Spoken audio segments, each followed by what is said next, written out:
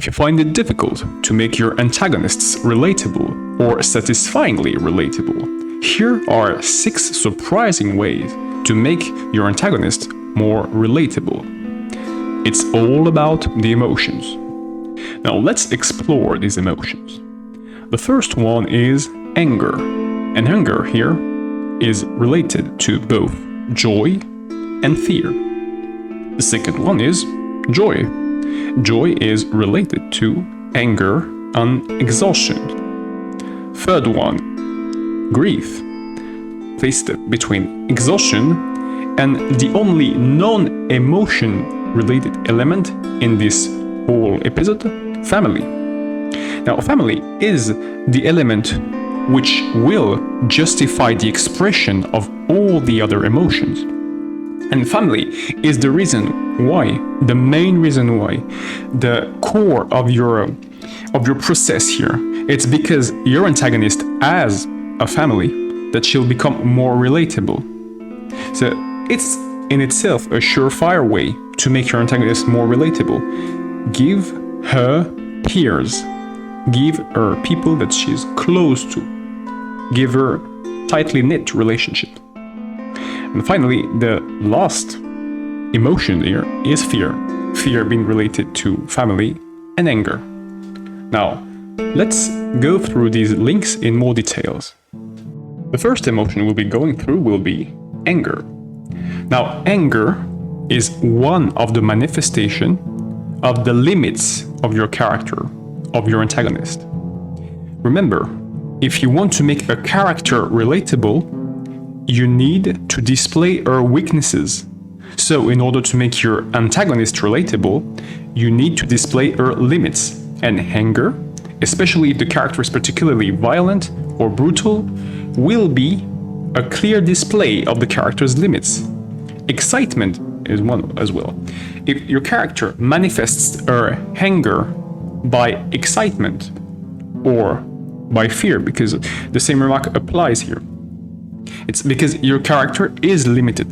So your character will react, your character will act fast or react, depending on the situation, in order to prevent an eventual damage.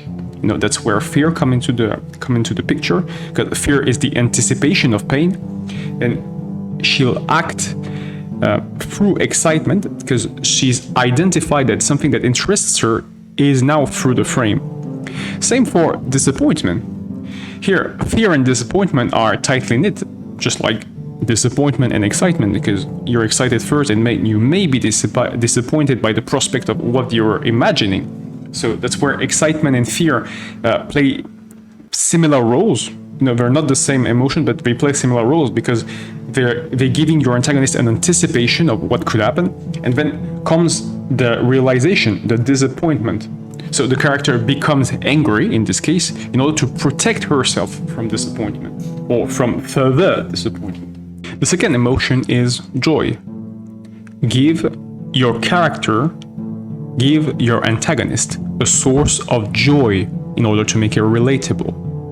Now that's where family comes into the picture. The family of the character, the family of the antagonist, the closest relationships of the antagonist will be a prior source of joy.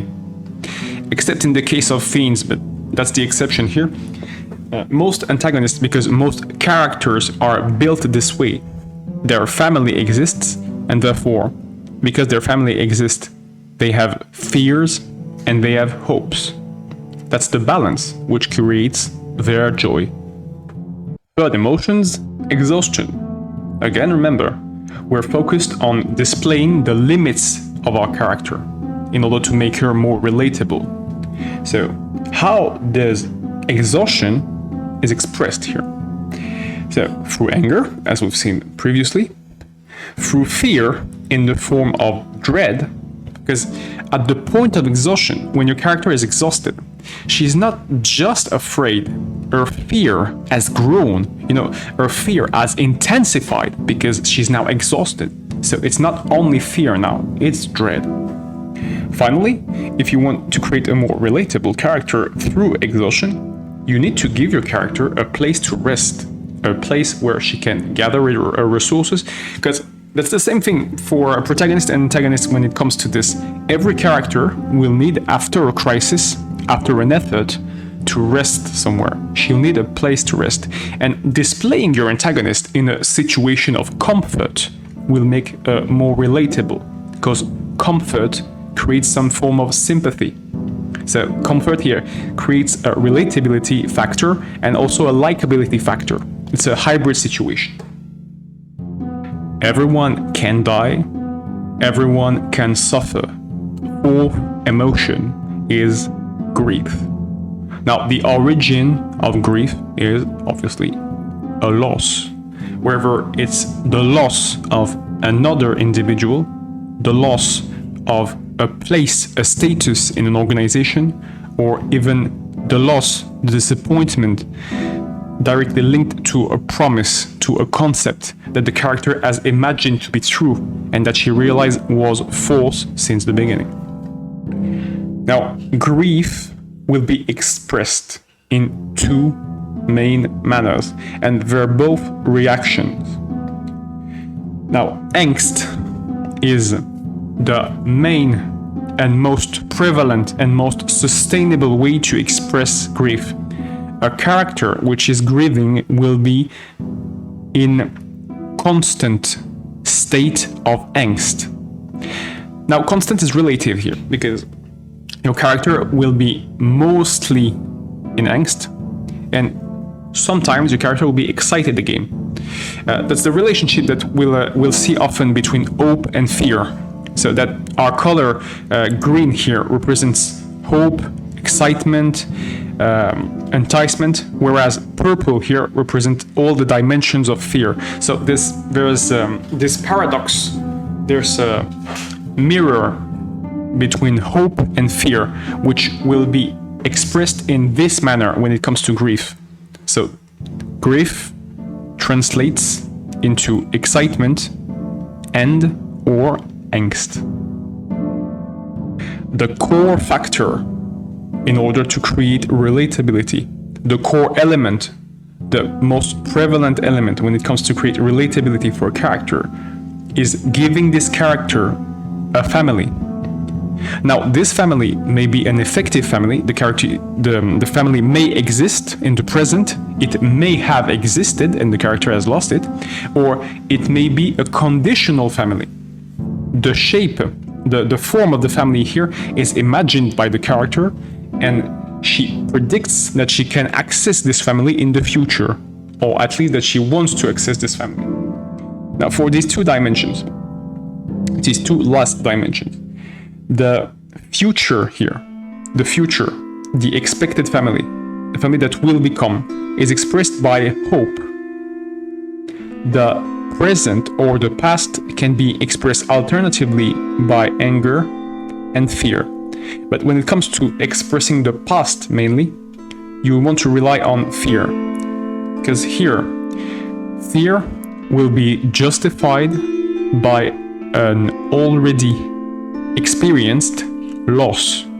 If your antagonist has lost her family or some member of her family, half of it, for example, she will experience more justified fear, and this fear will translate into more aggressive, more definitive, more rigid reaction. Now, when it comes to the present, the character will need anger. Now, what's the purpose of anger here? Anger will serve as a tool. Anger is a tool that your character will use to protect her family. Her rage, her wish to destroy, her wish to get rid of threats is a tool that the character uses to protect her family. And that's where you'll create a truly relatable character.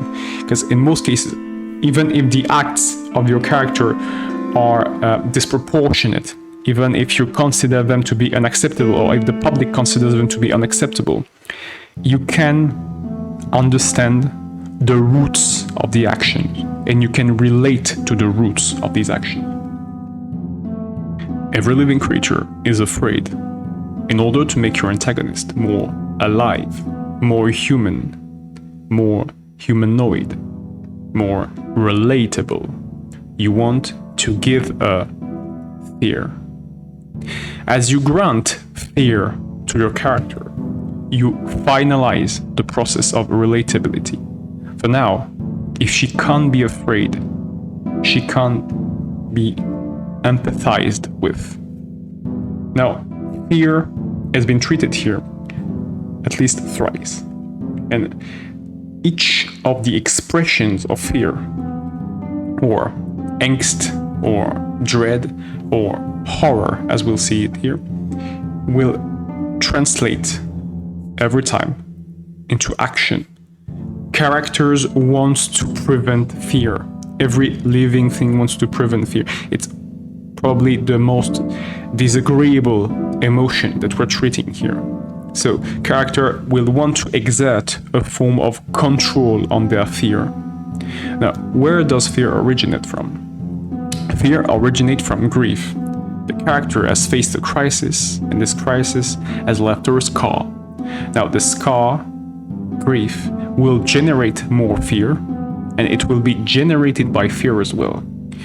The most effective way to create a relatable character is to create precipitation. That's the most effective way. Not the most sustainable way, not the most definitive way, but the most effective way to create a relatable character is to let her be excited and to precipitate herself. The will to take control of a situation will make you lose control. The obsession with control will make you lose control. That's why your character should act in precipitation in order to protect herself from grief, protect herself from fear, and in the end, reinforce them. If you like this video and want to know more on how to create antagonists, you can check our video on the 6 surefire ways to create antagonists.